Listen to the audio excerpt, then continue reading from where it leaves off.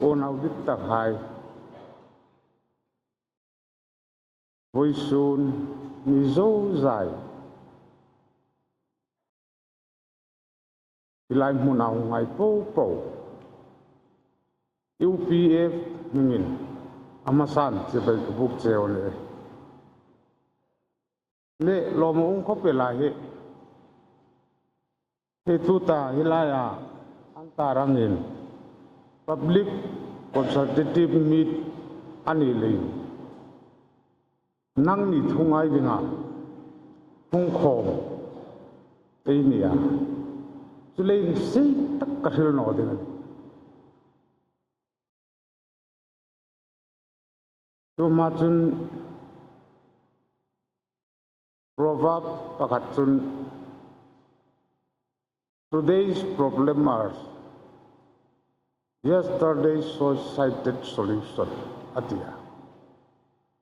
tuling voice na ai harsat nai zanila ai mathir toile ani theya voice mathir sei tak lein ngai tu na ni tu thu chu hiltum sei ti chu ka thu cha ma san sin la tuer khela hi tuta limta tarik ni khan abigin HBCD Mizoram region MOS Sainania Nisom Pathum Khan arms lay down ni boka tulin voisun ni pui hung khom hai Sinlung Hills area kin Marta ni bi noa amninga khom mar ti chung noa ko ki ti khom chung noa zomi paite atu khom ire ngai tan i voisun kapung ni ros ire ngen ei leng vongan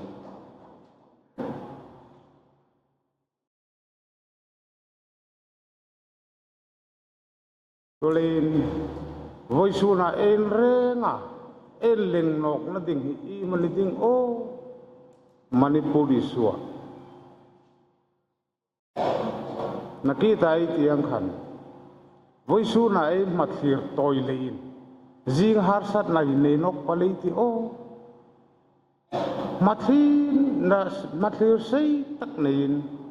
ngai tu nam mangin ei ngai da nei silani khomin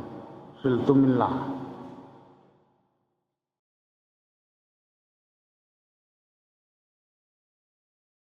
ADC masa amala mi khan afil ta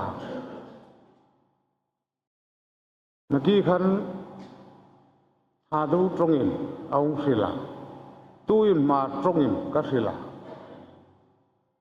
paite trongin ungsil no kan ta mani trong sengai manga el si po vong tulein rulin hilai ADC masa trong baunin kasita Sorochanpur is the land of Pentecost. Tulein Pentecost land atium jitu Pentecost ni kan antong sengan mga anri povong munlut takel ram thatakel eidel mang na bawin sinong ita jinei next generation adingin Pentecost land ni jingdingin ngai tu na ni ti chu nambing takhan nambing tu ta bikom na e renga ta ni ti lungril nei pum jingin ngai tu na nei tu mai ta he voisun UPF soi tu hai le ke no soi tu hai abi kin pa kan em hing ang hun hi tin na chang an sita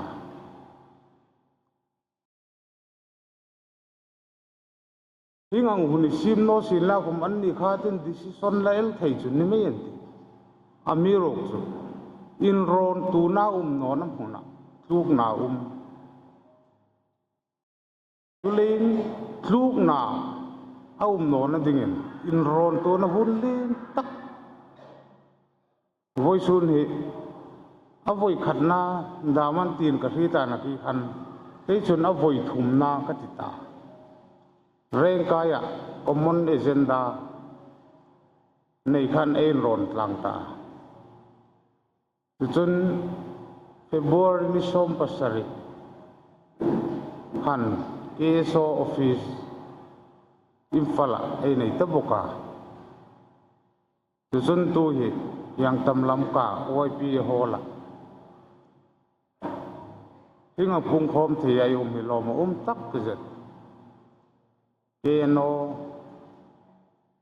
UPF thui tu hai chunga lom thu kazuk sil nok ni sin la ai ti tang han ngai tu na chu pa ka kha pa an nole a thuril dan ni lowin